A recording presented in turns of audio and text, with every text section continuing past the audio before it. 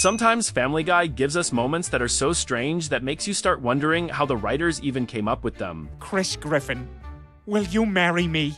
What? Is it even legal for a man to marry his son? These stories go from weird to unbelievable real fast. And today we are breaking down more most sus moments in Family Guy. Let's start the show. In Season 13, Episode 12, Stewie starts noticing how distant Brian has become. Every time he tries to hang out, Brian acts busy, and it gets into Stewie's head fast. He starts thinking their bond is fading, and once Stewie gets an idea stuck in his mind, he locks onto it completely. Stewie becomes convinced that the problem is the lack of something meaningful holding them together. Then he sees how close Joe and Bonnie act around their baby. And that flips a switch for him. If a baby can make their relationship stronger, then it can fix his and Brian's too. That's it, Rupert. That's how Brian and I are going to improve our relationship. We're going to have a baby. So Stewie does what only Stewie would do. He grabs Brian's DNA, sets up a fertilization machine, and marches straight into the impossible. Moments later, he gets the result he wanted. He is officially pregnant, and he cannot wait to share the news with Brian. What have you done? I think you mean, what have we done? What?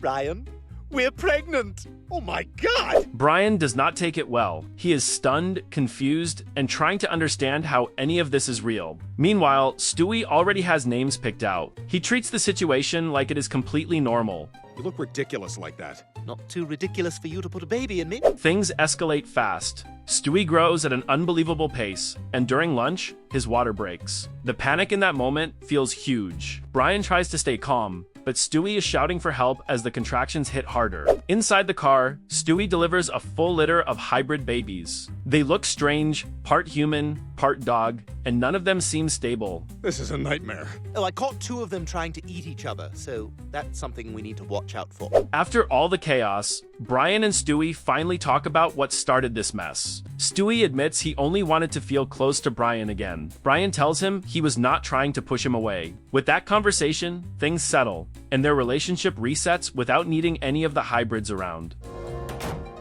This is for the best. Yeah, I'm sure they'll be adopted. Oh God, yeah. In Season 12, Episode 4, things start off simple. Peter calls Brian into his room because he wants to ask a question about the book he is reading. But instead of a normal conversation, Peter is standing there completely naked, acting like this is the most casual thing in the world. Peter, what are you doing? I'm just getting ready for bed. What's wrong? You're naked.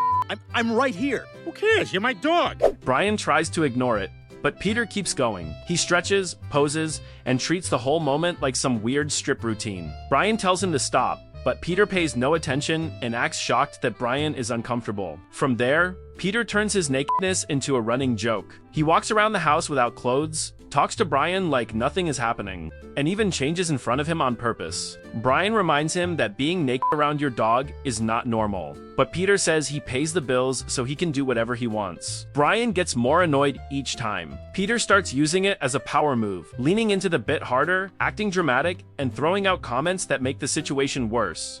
Stewie, I'm just covered with fur. Well, shave it off. Give him a taste of his own medicine. Maybe you're right. I gotta do something. Brian decides that if Peter wants to play this game, then he will play it too.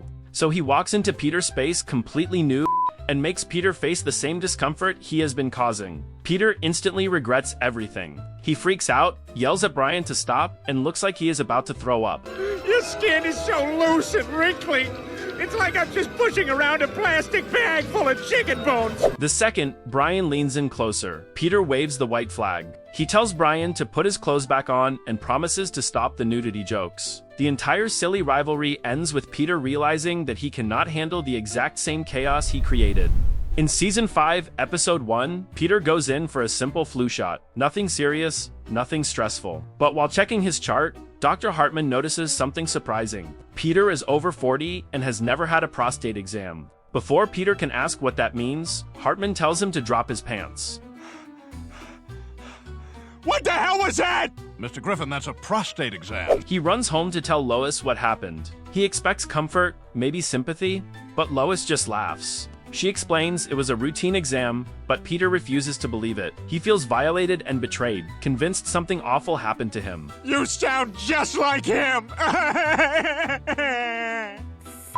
idiot. Still upset, he goes to the guys for support. Joe and Cleveland reassure him that they have been through the same thing. They talk about it like it is a shared trauma, which only makes Peter feel more certain that what happened was wrong. That is when Peter decides he is going to sue Dr. Hartman. In his mind, this is the only way to get justice. Once they get to court, Peter tells his version of the story with dramatic black and white flashbacks. The reenactments paint Hartman as a villain, even though none of it is true. Relax. I'm a doctor. Ha ha ha ha ha. The judge sees the reenactments and immediately sides with Peter. He revokes Hartman's license on the spot. Peter celebrates the victory, convinced he exposed a monster, even though the entire situation was just a medical misunderstanding. I tell you, boys, this is a victory not just for my anus, but for anus's. Oh, hang on, I gotta go pee. But shortly after, Peter starts having trouble using the bathroom. He realizes something might actually be wrong, and none of the doctors in town will see him now. But no doctor in town will see you after that lawsuit. With no options left, he returns to Hartman, hoping he will help. Hartman checks him, tells him it is just minor swelling, and Peter finally learns the exam was never the enemy. Oh, well, this is nothing. Just a little swelling. Probably a minor infection. Looks like there's some blockage. What the devil is that? Hello? In Season 12, Episode 14, Chris tries to spend some quality time with Peter, but Peter would rather watch TV than go fishing with his son. Chris ends up turning to Carter instead, who is stuck in bed and needs help with everything. Chris handles it without complaining, and Carter actually starts to enjoy having him around. God, I wish there was a way I could just do it myself. Let me show you something. That was amazing! Carter is so grateful that he decides to reward Chris. First, he tries offering money, but Chris politely refuses. That makes Carter respect him even more, so he makes a bigger decision. He changes his will and names Chris as the sole heir to the entire family fortune. I have decided to change my will and name my grandson Chris the sole heir to the Pewterschmidt fortune. When Peter hears this, he immediately wants in. He tries bonding with Chris through hot dogs and video games, but he gets tired of pretending to care. Then he gets an idea that only Peter would think is reasonable. If he marries Chris, he can get a legal share of the inheritance. Peter proposes to Chris. Chris is confused, but he says yes because he thinks this means they will finally spend more time together. So the two of them go to Vermont, where the wedding is legal, and Peter gets ready to become Chris' husband so he can live off the future money. Why do we have all these appointments? Wedding DJ, florist? Because, Chris, it takes time to plan a perfect wedding. Right before the ceremony starts, Lois bursts into the room. She tells Chris that he is being manipulated and tells Peter he should be ashamed. Chris hesitates for a moment, torn between wanting approval from his dad and knowing how wrong this looks. And if being married means I get to spend even more time with my dad, then it's worth it. When Peter sees how hurt Chris is, the whole thing finally hits him. He realizes the only reason Chris agreed was because he wanted his father's attention. Peter lets go of the plan and tells Chris he does not want to marry him. He wants to actually be his dad.